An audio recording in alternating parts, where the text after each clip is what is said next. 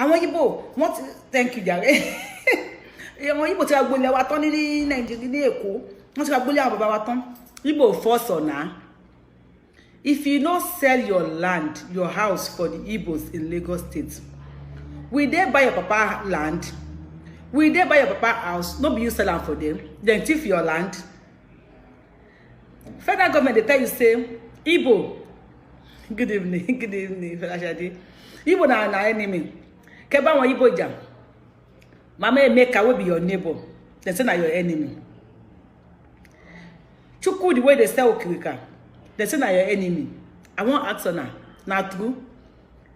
Igbo na Yoruba enemy. No. Igbo no be our enemy. Tí mo bá ti ra gbogbo le wa tán ní Lagos State. Tó ra gbogbo àwọn ilé àwọn bàbá wa tán ní Lagos State. Ṣé mọ̀ pé Igbo ò jí lé wa. You reconnecting. Ṣé mọ̀ pé Igbo ò jí lé wa. Àwọn Fúlàní tó wọ́n fi àwọn Fúlàní tó fi àáké àdá ìbọn tó fi gbalẹ̀ àti lé lọ́wọ́ wa. Kí la máa ṣe sí yẹn o. Don't be deceived that Igbos are your enemies. Yoruba, Atandawo King. Don't be deceived, Mokin Dixon. Say Igbo are your enemy. Igbo not be your enemy, oh. Mona open na eye well. Mama make away there your backyard, they sell pepper, granite oil. Chuku the way they sell Okirika. Papa Ndubisi. When they grant pepper for na market, no be your enemy. Don't be deceived by all these elites, what they call themselves. Olori. Moria, my love, Usman. Moria. Don't be deceived. Igbos are not your enemy. Okay, make I ask on one question. If Mama Emeka be my enemy, Papa Chukudi na my enemy, Mama Joy where they sell stockfish na my enemy. How dare on earth Anambra governor candidates come Lagos State, come do campaign? She Anambra governor go fit come Lagos State, come do campaign without the knowledge of Sanwo-Olu. Anambra government go do campaign, Sanwo-Olu no go know. One of the answer me now. You must. Anambra governor candidates go come Lagos State, come do election, come do campaign, and Sanwo-Olu no go know, Tinubu no go know. So Anambra governor candidates no be Sanwo-Olu enemy. Now Mama Emeka where dey my backyard, now he come be my enemy. Now Papa Chukudi where they sell Okirika, now he come be my enemy. They want the poor to be killing the poor. While the elites, they will wine and dine together. So if they just say if you pour for pocket, we can't pour for head again. Say no to discrimination. Say no to divide and rule. Yoruba nation no going back. Biafra land no going back. Say no to the discrimination. Don't let them discriminate you and the Igbos. Don't let them use divide and rule. If you dey talk Mazi Nnamdi Kanu, say His Excellency. They always they add His Excellency to Mazi Nnamdi Kanu's name. The man where they prison, he dey control Igbo land. They even talk say no election for Anambra.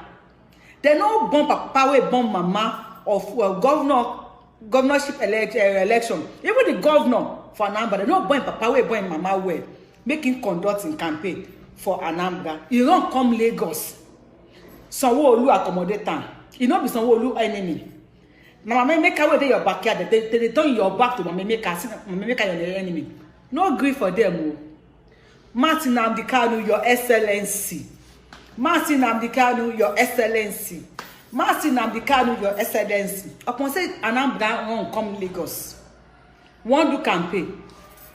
Biafra boys, then still pursue am. Why you go mention Martin Nnamdi Kanu when you not go put your Excellency? Why you go mention Martin Nnamdi Kanu? I say why you go, how you go mention him? When you not go put your Excellency? Person where they prison, they control all the eastern Nigeria. If they prison, yeah, they control. Now people are talk say voice of the voiceless be that. Then say they no born their papa or mama well. Taufik, I see you.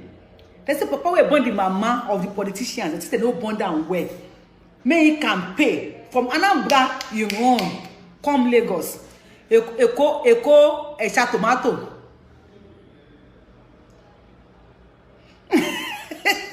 Yes, when God directs for the 7th day, now Satan go create all our elders and leaders for Nigeria. Their class captain, they Aso Rock. May they no deceive or now. Say Igbo na your enemy. No greed, may they deceive you. Say Igbo na your enemy. Igbo no be your enemy. Mass Nnamdi Kanu at swallow you. Mo gbe fun e dey prison yard dey control. They won't come Lagos State. If Igbo na your enemy, how on earth Sanwo-Olu receive governor of Anambra State make him campaign for Lagos State? I been go talk say no. He go talk say no. Biafra boys still stand with the back. But sure, say you know, no hidden place for the wicked.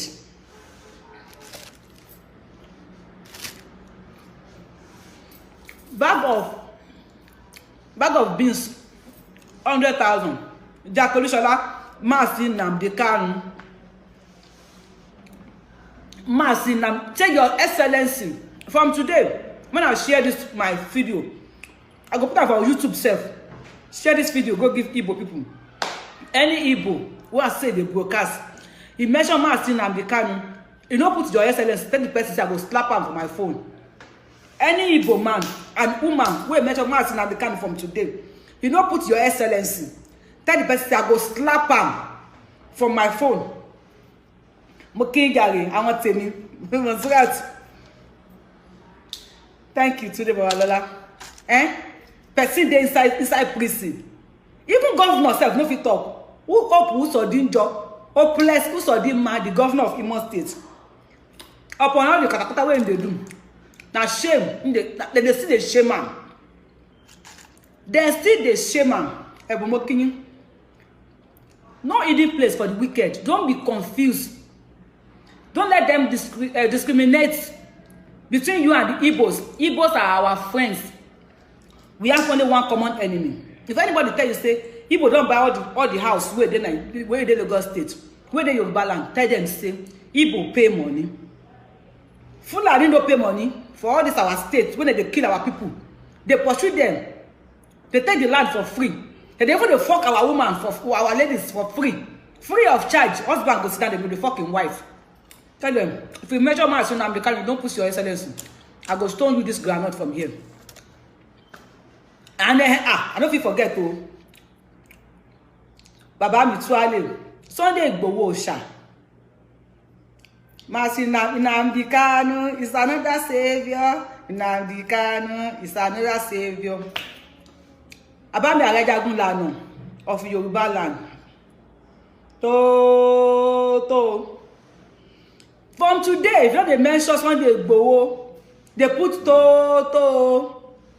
Tani Arejagun Lanu le Yoruba o Saki o.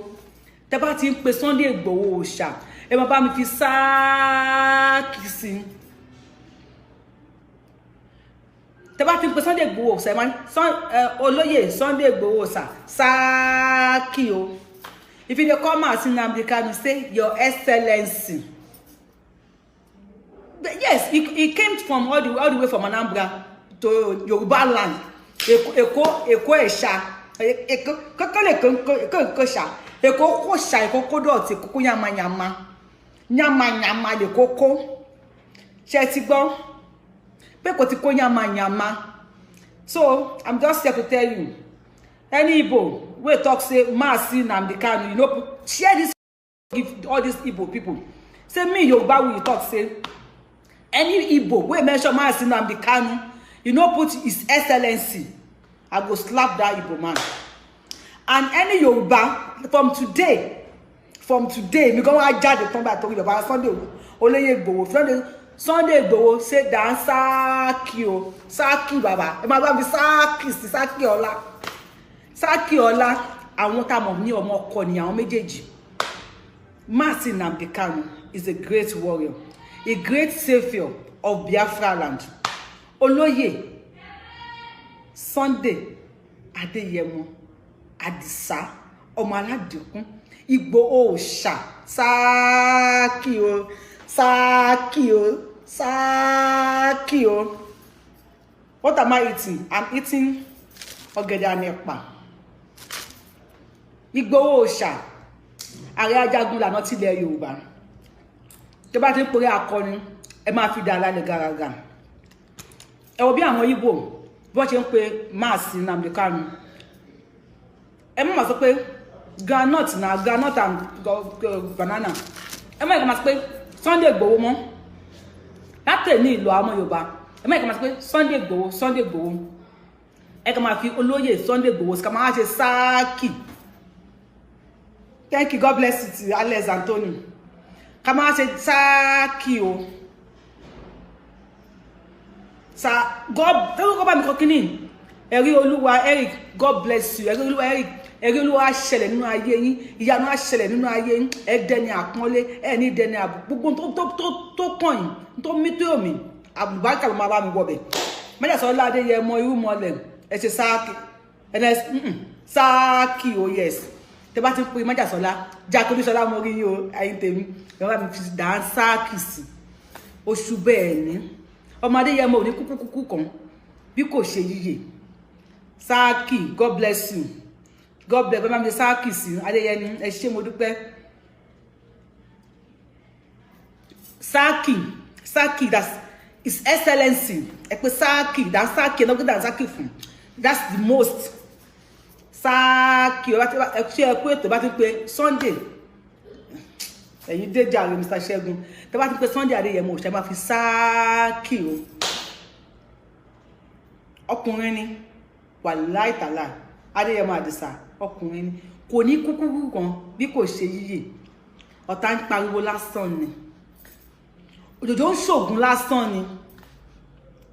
Kàkà kó Sáàkì mo dúpẹ́ fún yẹn ṣé jàre Fágbèmí. Kàkà kó rẹ ọmọ Adéyẹmọ.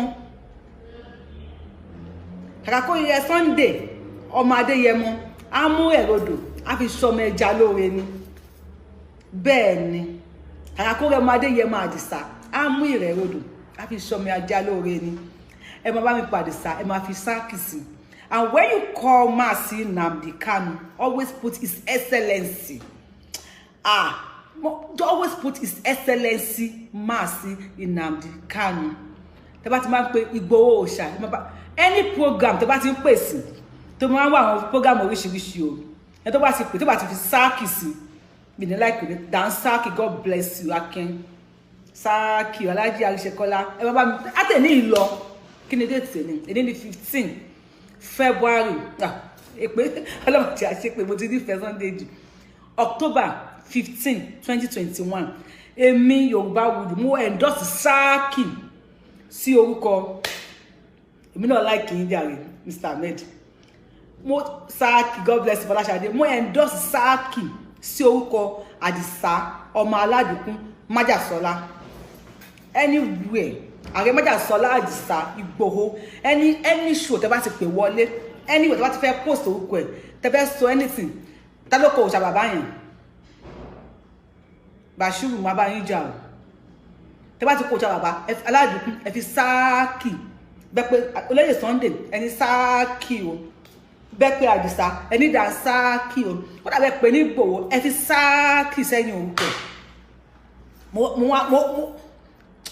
mi ìpaláṣẹ ṣùgbọ́n mo mọ̀ pé jẹ́ kọ́ mọ̀ ní kọ́kọ́ o ẹ máa fi gbogbo tó bá wùn tó bá pè Àdìsá ọmọ Aládìkún ẹ máa bá mi fi Sáàkì sẹ́yìn mo pé gbogbo ẹ̀yin tẹ́ mọ́ tẹ́ nífẹ̀ẹ́ thank you hello Sáàkì ni Àdìsá Sáàkì o gbogbo ẹni tó bá ti nífẹ̀ẹ́ Sunday Adéyẹmọ Ìgbòho ẹ jẹ́ ká endorse ẹ̀ lẹ́nu má lọ fi sórí post mi nísìn tí má ti parí show yìí Májàsọ́lá Àdìsá Sáàkì o òòṣà jẹ́ kán mọ̀ Sáàkì o gbogbo tó bá ti pè é wọ́n bá fi dà ń Sáàkì sẹ́yìn ẹ̀